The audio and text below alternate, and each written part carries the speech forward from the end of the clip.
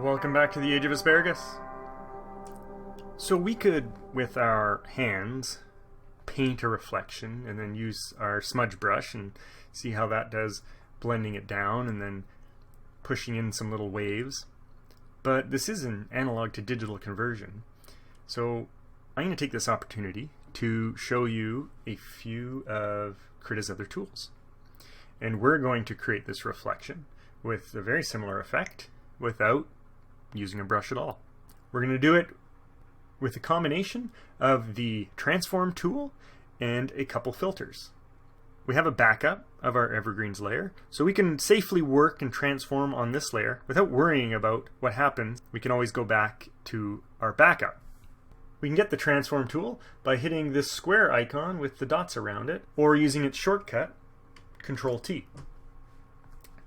When you activate the transform layer, you'll get a box appearing around the active layer.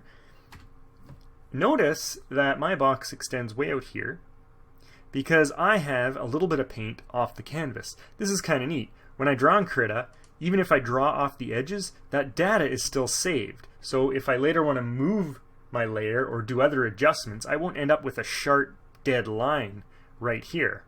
Unfortunately, I accidentally drew something way out here off the canvas, so I'm just going to try and erase it because it's going to be kind of annoying here as we play around with the transform tool. So I'm going to go back to my brush tool by hitting B, and I'm going to flip my pen around to my eraser, and I'm going to make this eraser massive, and I'm just going to try and erase over here.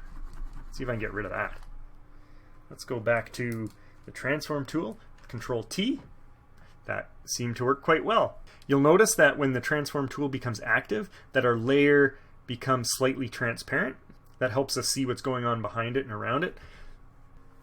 This is a universal transform tool, which means with this one tool, we can pretty much do any transformation that we want. By default, it's in free transform mode, which covers most of the standard transform operations. For example, you can see that if I put my cursor anywhere in the middle of this box, I get the move tool icon, and by clicking, I can move my layer. If I grab in the middle of one of these handlebars, and I get the bidirectional large white arrow, I can scale my layer. From the sides, from the top, and from the corners, I can do both directions. If I hold down Shift while I scale, I can maintain the proportions of my layer to prevent it from getting squashed.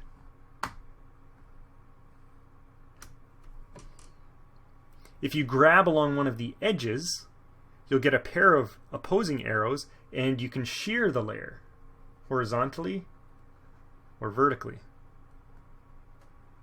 Outside of the layer, you'll see some circular arrows allowing you to rotate the layer.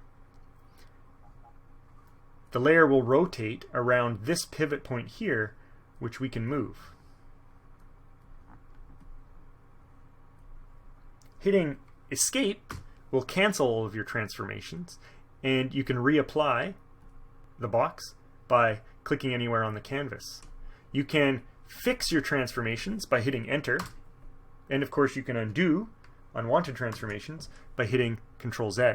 If you're looking for more precise transformations, like say you wanted to scale the layer exactly 50%, you can use the Tool Options Docker. We haven't discussed this Docker yet, but it's been sitting there the whole time. Every tool on the tool shelf has a set of options, even our brush tool, which we've spent most of our time on. For example, with our transform tool, I mentioned that it is in free transform mode, but it does have 5 modes: perspective, warp, cage, and liquefy. Perspective, you can quickly play around with, and you can see here's our vanishing point. I'm not going to cover that in detail. The warp, got some pretty cool stuff going on. Look at that, it's like a flat plane, it just got flipped, and we're looking at the back side of it now like that. That's really neat. Hit Escape to cancel that. The cage transform, I can click a cage around my layer, and then I can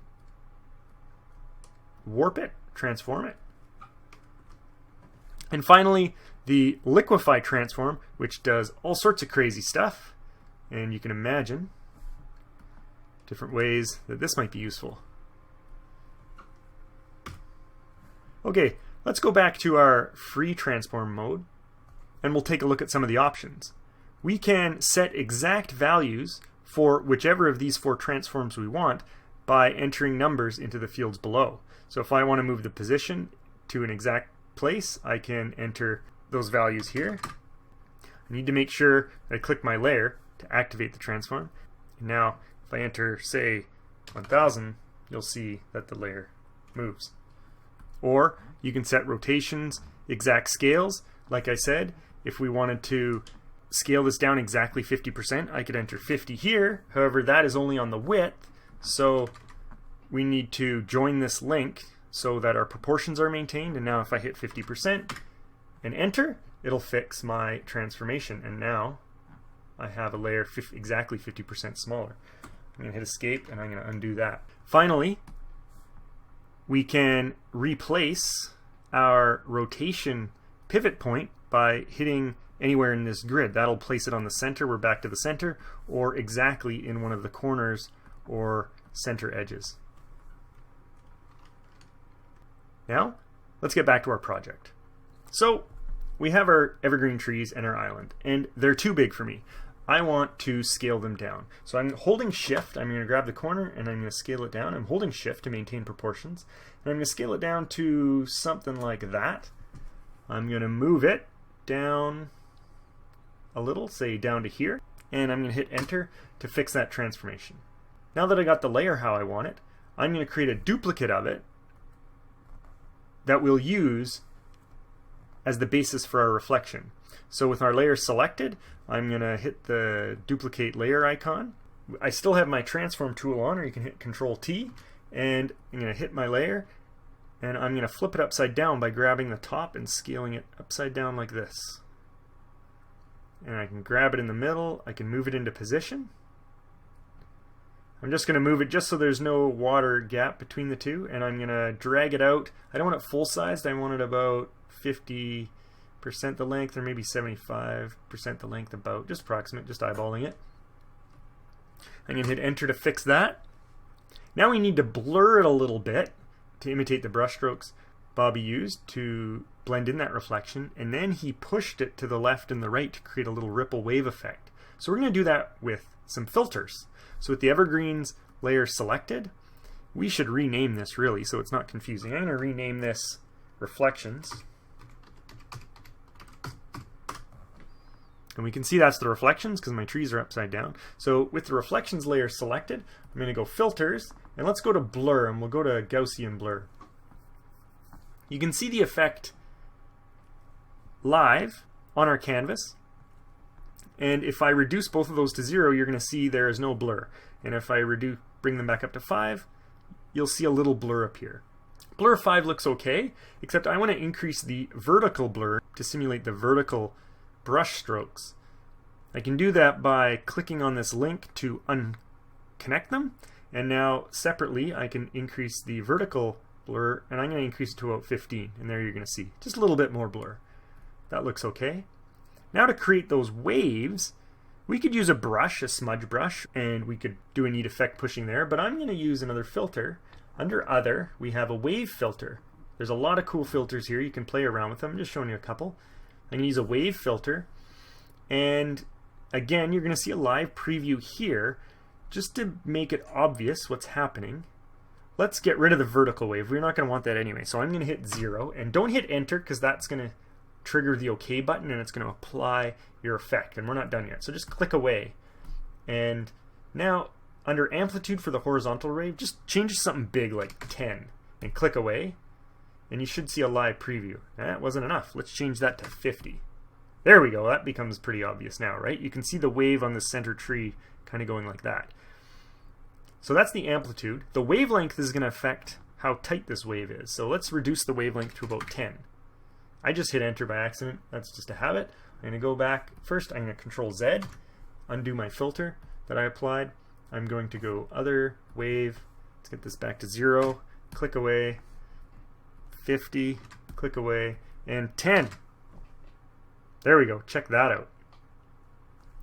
So what do we want for this effect? We want an amplitude probably around 10, and we want a wavelength not quite 50. We want to kind of get 3 little waves in there, something like that. So let's try 25. Yeah, that looks pretty good. We got a bit of a wave, we got some blur. I'm going to hit OK. Last thing I want is to reduce the intensity. I don't want it to be the full intensity of the trees themselves. So with the reflections layer selected, I'm going to reduce its opacity to something like 85% or so. There we go, that looks pretty good, eh? Alright, now all we really have left to do with this little island here, we're going to add a shoreline, a few ripples, and we'll add a little highlights to the island as well. Don't forget to save your work. Control S. So Bobby says we need to make this look a little more like land so our trees don't fall in the water, making a big splash. Let's add some of those same highlights to the little island we have here. If you right click, hopefully you have that highlight color we mixed if you still have it in your history. If you don't, you can always go to the digital color mixer. We use the tree color as a base, which hopefully you also have in your color history.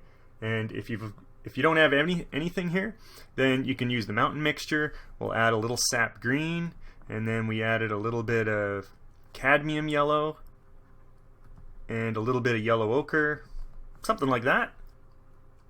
We'll go to our tree brush, and I'm still on the transform tool. I can tell I got the wrong icon here, so I can just hit the B key to go back to the brush, or you can hit the brush icon. I'm going to zoom in, and I'm just gonna reduce the brush size a little bit, and we're gonna add some highlights down here. Looks like this color's a little bit lighter than the tree highlights. That's fine. That's no problem. Make this look like some shrubs and bushes here on the island. Now let's switch to our palette knife, and with a little Van Dyke brown as our base color, and mixed with a little bit of dark sienna. Let's do 25% mix here. And actually, I want my palette knife held flat. So let's go to that water palette knife we used, where it just holds the angle at 0. We'll go to our layers. Let's just add an island layer here on the top. Should be good at this by now. And on our island layer, let's just add a few little smudges here. Give a hint of some land.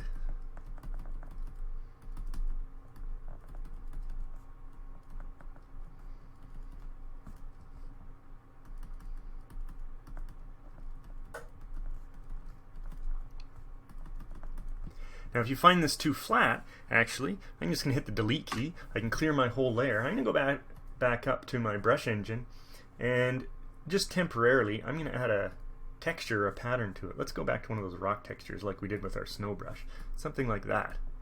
Just to give it a little bit of texture. Let's try that. Oops. Close out that window. It's detached for me. And I think I'm also going to darken the color up. You can see here the iterative process. Hit delete key to clear that again. And I'm going to go back up to my digital color mixture. I'm going to start off with some, I think I'm just going to use the Van Dyke brown. Straight up. Let's do that. There we go. That looks better. This is a smudge brush, so it's going to smudge a little bit what's around it. And we're going to mix some of that in. Yeah. That looks much better than it did before. Get a little brown up here into the highlights.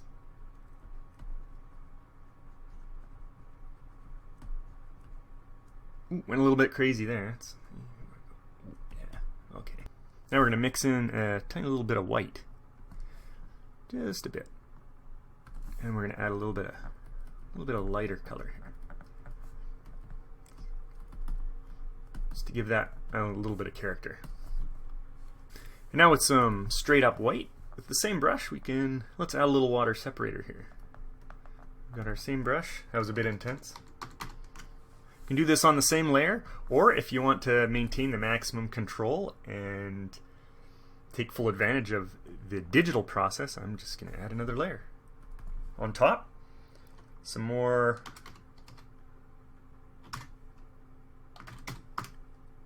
a waterline, and we're going to separate the dark from the light here. Some